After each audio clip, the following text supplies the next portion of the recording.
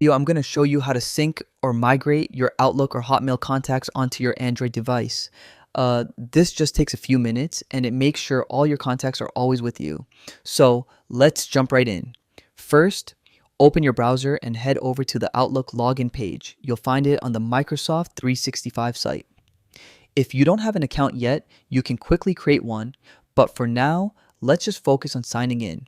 Once you're signed in, you'll land on the Outlook homepage where your emails and contacts are. Now look for the little gear icon at the top right. That's your settings menu. Go ahead and click it. In the settings panel, click on Account. This is where you manage things like your email preferences, security, and importantly, mobile device options. Under account settings, you'll see mobile devices. Click on that.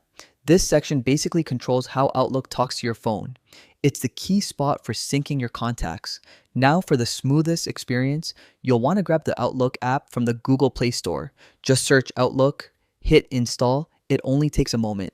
Once installed, open the app and sign in with the same Outlook or Hotmail credentials. And that's it. Your contacts will start syncing automatically with your Android. No extra steps needed. And there you go. Your Outlook or Hotmail contacts are now synced to your Android phone, so you can access them anytime, anywhere. Thank you.